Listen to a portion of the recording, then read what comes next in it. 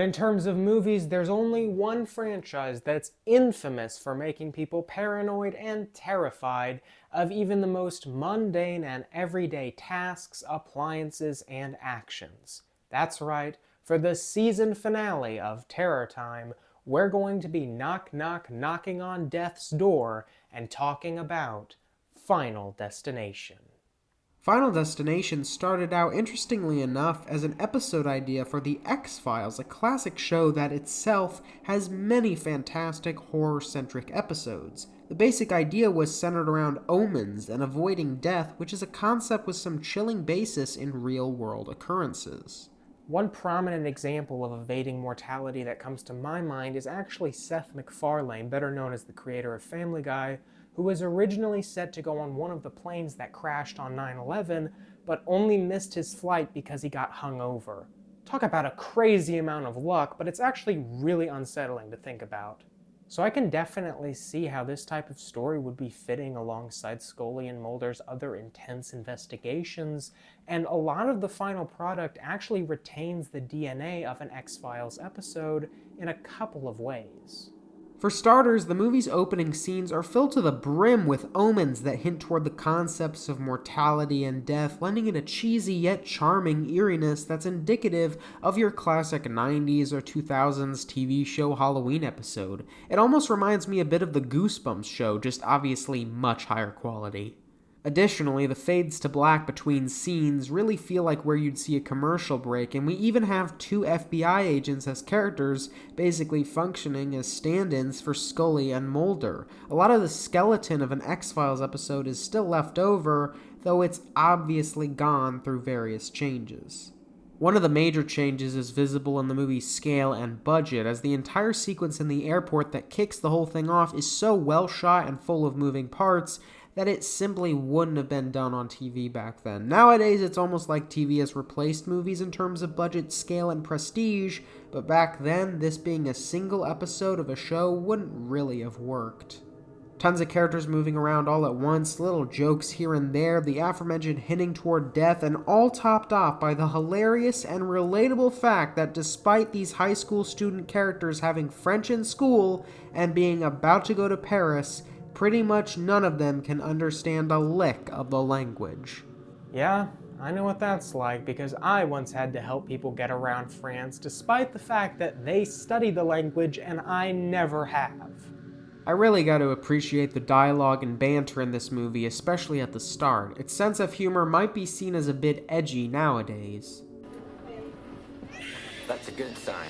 Younger the better. Be a fucked up guy to take down this plane. A really fucked up god.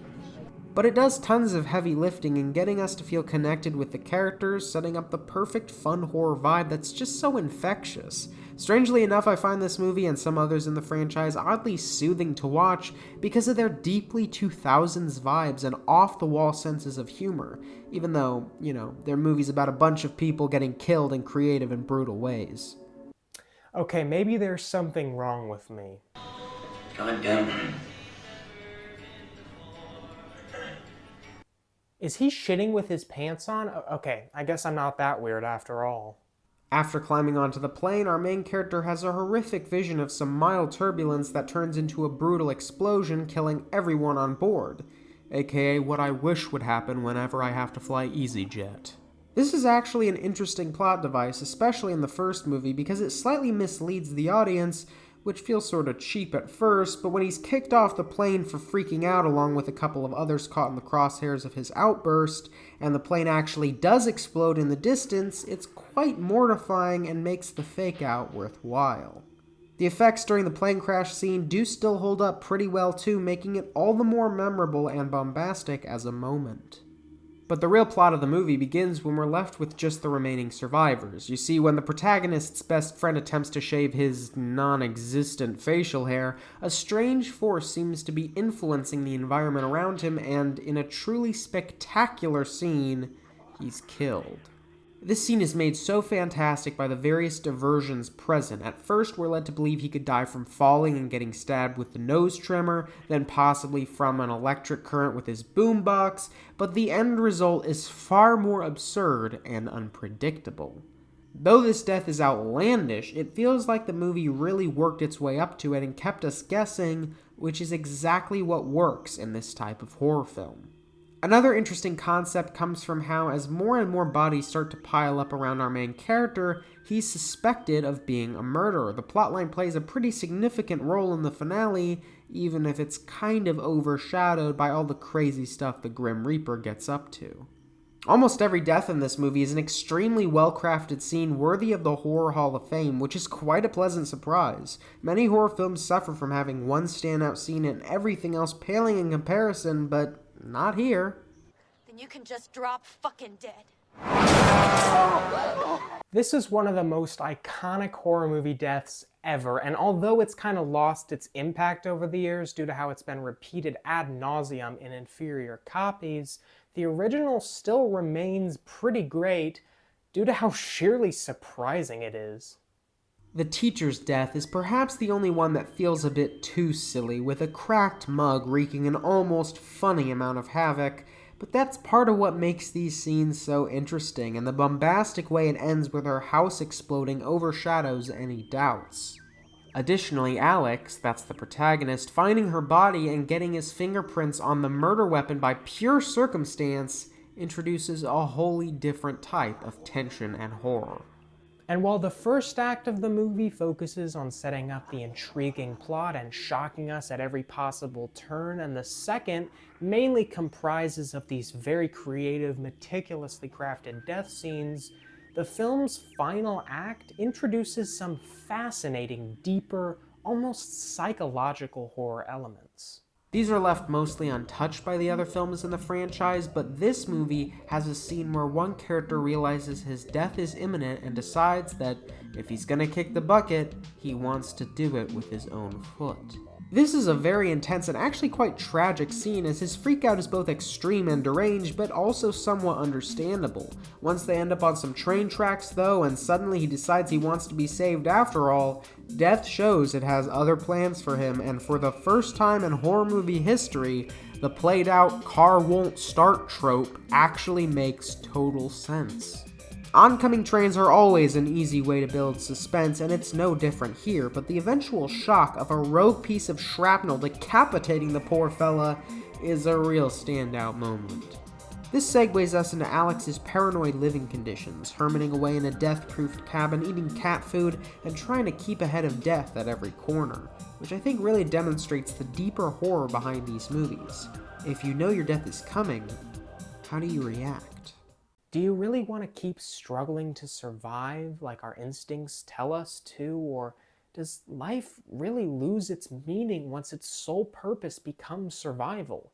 Maybe life only has value because we're oblivious to our deaths and can live carefree, unknowing of our inevitable demise. And though the film's finale feels slightly drawn out and boring to me, especially compared to the rest of the movie that's pretty much perfectly paced, I absolutely love the non-happily ever after ending we get, where, after thinking death has skipped over them, our three remaining survivors finally make it to Paris, only for two of them to be wiped away in a brutal, unforgettable final moment.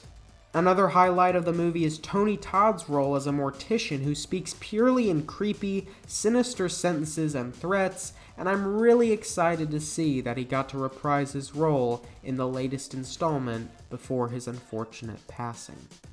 Death can have all the characters in these movies if it wants, for all I care, but Tony Todd, that was a step too far.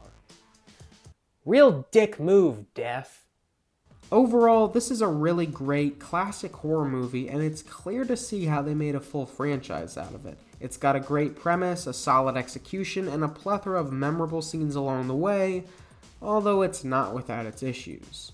For example, the FBI agents are sort of underwhelming characters, and I feel like they could have done a lot more with them.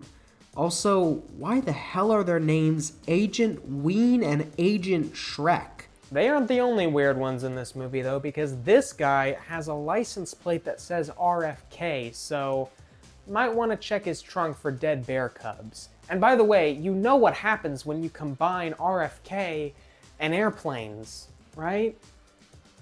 Yeah, I think I've already seen enough. Can we crash, please?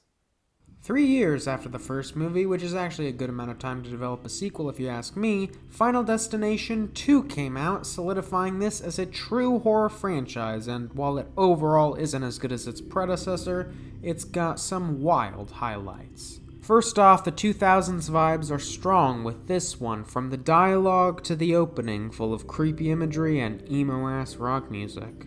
You know, I think a lot of that is thanks to them having had Michael Bolton as production designer. He really brought a youthful energy that no one else could. But seriously, the main character has the creepiest room of all time. Why does she just have scary-ass dolls lying around? Maybe nowadays she'd only have 2 dolls instead of 30 in her room, so that's an improvement.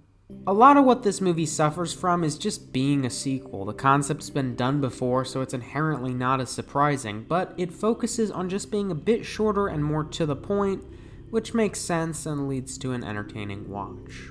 The big catalyzing event this time around is a massive car crash that functions like a chain reaction. It's far more creative than the plane crash, and this concept lends itself to a more intriguing and brutal execution, as the vision our protagonist has is absolutely hardcore, full of unforgettable kills for each individual driver, and really impressive special effects. In general, the movie feels darker and more mature, both with the brutality of the kills and the characters themselves, now a bunch of adults rather than high school kids. This takes away some of the charm, but also makes it easier to enjoy the schadenfreude depicted, particularly in the first death scene, which might be one of the best in the whole franchise. We get this super douchey guy with nipple rings, shitty music taste, and a bunch of people on his answering machine who only want to talk to him now that he's won the lottery, so he's a prime target for death that we're almost hoping to see bite the dust. Not to mention, he takes his shirt off to cook. Who does that? I mean, I'm not complaining, but it's weird. This is similar to the teacher's death from the last movie in that it involves a fire and explosion, but it feels much more organic and believably tense with how it all develops, and the fact that not the explosion, but a ladder falling and impaling his face is what kills him, is a hilarious little twist. Interestingly enough, this movie does feel like a true sequel. The secondary protagonist from the last film, Clear Rivers, wow, what a name by the way, along with Tony Todd's character, both return and are welcome additions, making it feel like a more complete and energized experience. I find Clear's living conditions in an asylum almost comically cautious, but it also contributes a bit more to that sense of losing your purpose in life that I mentioned earlier, so I'm all for it. If he gives me the gas and I wake up with my pants unbuttoned, we ain't paying. Okay, I take it back. I don't think they had any deeper meaning in mind with this movie. Well, maybe deeper in another way. Final Destination 2 has some serious balls, though. It murders a kid in spectacular fashion and then has his mother decapitated by a moving elevator. Like, holy shit, that's heavy. I like the way that our characters all come together as a group without having known each other before, as their personalities are all more exaggerated and entertaining. Particularly this intellectual guy who thinks he's too good for death and tries to kill himself as an escape, but is disturbingly forced to keep living. It's a subtle but chilling scene. The movie does a really good job with comedic elements here and there, as well as truly creative deaths, as pretty much every kill is an excellent scene, except for Clear, who just gets wiped away in an explosion, which is kind of a stupid scene already if you ask me, and a really lame way for a legacy character to go out. A new death rule is added here, though, that if new life is introduced that goes against Death's plan, it skips over his would-be victims, so the goal of our protagonists becomes to help a pregnant woman deliver her baby. It's kind of a long-shot idea, but it's creative. The problem is that the execution feels sloppy and extremely corny. I like how they slow roll the reveal of these ideas and details with vague visions that the protagonist gets, eventually culminating in a subversion of what we once thought had to happen, but the actual ending where everything's just happy and even romantic feels so groan-worthy to me, especially with how the lighting inside a hospital just suddenly changes to look like there's a sunrise. Like, really? But this movie saves itself with the real ending, where a throwaway character who was saved from death earlier in the movie, another child, mind you, suddenly gets blown to fucking bits, his arm landing on his mom's plate during a family barbecue. Okay, that's fucking hardcore. Something else interesting in this movie is that at one point all of the characters discuss how they've previously all had other near-death experiences, and all of these experiences end up tying into the events of the first movie. And this sort of conspiracy weirdness is not just reminiscent of the X-Files, but it's continued and amplified in the third film in the franchise, which has by far the strongest elements of mystery and investigation of the whole series. Once again returning to high school main characters, this time comically shallow and douchey ones, Final Destination 3 starts out relatively weak, but gradually builds momentum, often strangely being strengthened rather than hindered by its more awkward, weird moments. The opening credits look like they're from some straight-to-video movie about zombie mutant vampire dog testicles or some shit. The characters are thoroughly unlikable, and the disaster scene with the derailed roller coaster is kind of a mixed bag. Reimagining something fun but intense like a roller coaster ride into a total death trap is quite unsettling, and this might have the most potential of any of the disaster scenes in the whole franchise. I mean, just imagine it. You're already getting flung around, and then all of a sudden, it goes a little too far and you're plummeting to your death. Kinda harrowing, isn't it?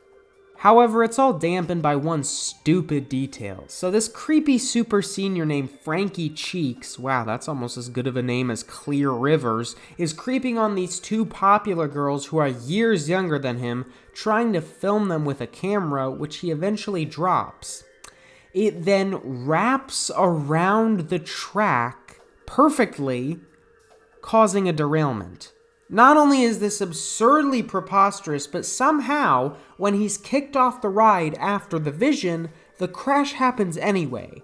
I guess it could have happened regardless, but then what was the point of that stupid detail being in the vision in the first place? Either way, this is a movie you really can't take seriously, but it's extremely fun. The characters may be unlikable for the most part, but that's intentional, and they're all exaggerated caricatures of different high school archetypes, especially the popular girls and Frankie Cheeks. Let me be clear though, Frankie Cheeks may be very funny, especially when he later seems remorseful for his behavior, but somehow uses what would be character development to make the deaths of others about himself, and then hilariously attempts to kiss the protagonist's sister but gets rejected.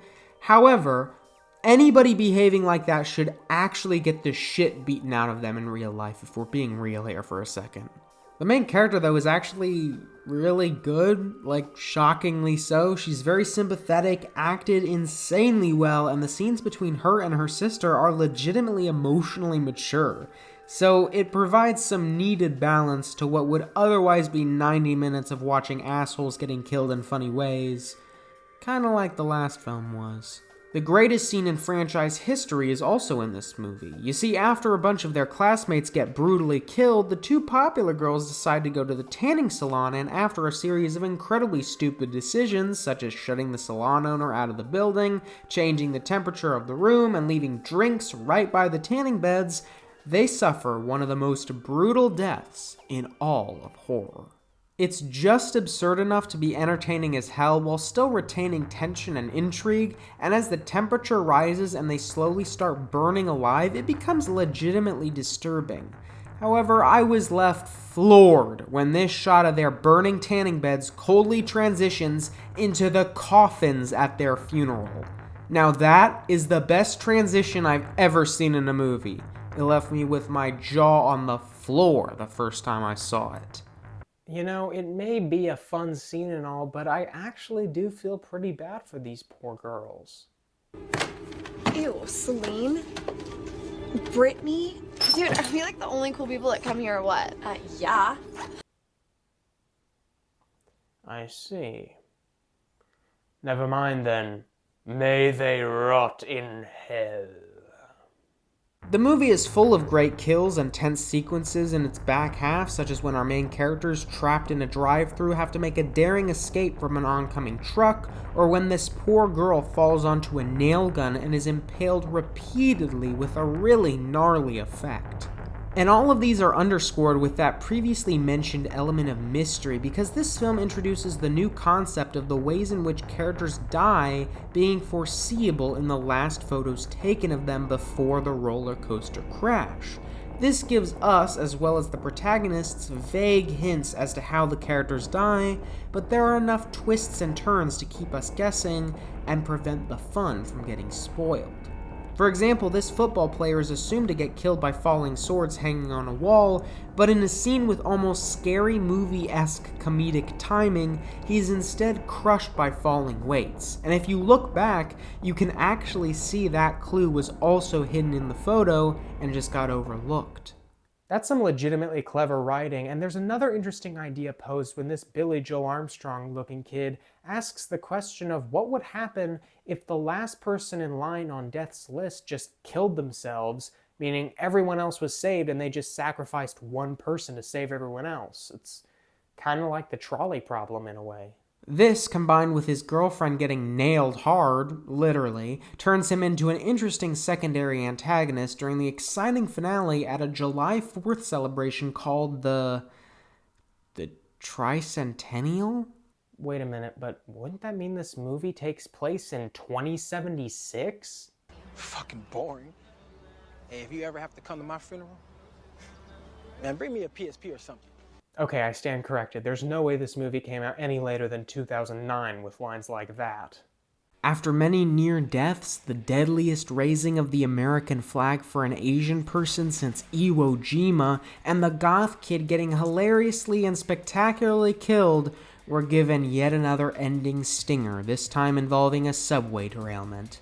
But it doesn't really do anything new, and thus feels played out and unimaginative. But what is not unimaginative is this earlier scene where, whilst explaining her theory about death, the main character pulls out a photo of Lincoln before his assassination and of, Why is this movie so insane? And more importantly, why do I love its insanity so much? Unfortunately, after the third film, the Final Destination franchise took a major downturn with the fourth installment insultingly and stupidly titled The Final Destination, which is a staggeringly boring, uninteresting film. The characters are flat, the kills look like shit, and worst of all, the protagonist has visions that totally spoil how each character will die, which basically ruins the entire point of the movie. In fact, the movie is so ass that the only good scene is when this one douchey character is killed by getting his butt sucked to the ground by a pool drain. You know, like Mac in Always Sunny. And while Final Destination 5 was a major improvement over that film and has a great twist ending connecting it to the original, it seemingly didn't do enough to reconcile the series' reputation, as Final Destination went without a new installment for a staggering 14 years. That is until now, because Final Destination Bloodlines just came out, and while I haven't seen it yet, I'm really hoping it's a return to form. And you know, Final Destination is a very unique series because usually I'm against the idea of endless sequels or reboots for a horror franchise because it becomes played out after one or two sequels, but the premise of Final Destination is so rich that I can absolutely see a massive franchise behind it without really getting tired of the idea, and that's quite special. And now, speaking of things not ending and being continued and getting sequels, I guess it's time to announce that, just like death, Terror Time isn't going anywhere. This may be the finale of Season 1, but after a nice long summer in October, I will see you again for season 2, and it's going to be even more terrifying than ever before. And after filming this video in such sweltering heat that I'm not even wearing pants right now. Nah, I'm just kidding. Or am I? You have no way of knowing. But I guess what I'm trying to say is that, you know, hey, long live Final Destination. Long live death. Long live terror time. But, you know, there was always one thing that kind of bothered me, and it's just that the way that people die in these movies is really unrealistic.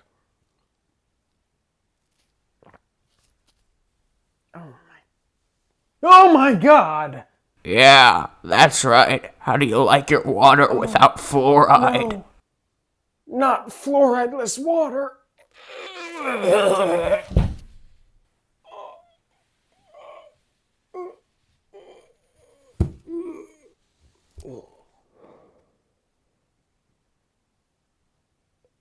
Not so unrealistic after all, is it? Alright, boys. Come on, we gotta get his corpse in my trunk now.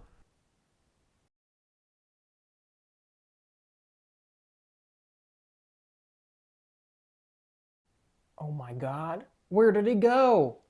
Well, everyone, now that season 1 of Terror Time has come to a close, I'd like to inform you about my next big project. That's right, everyone.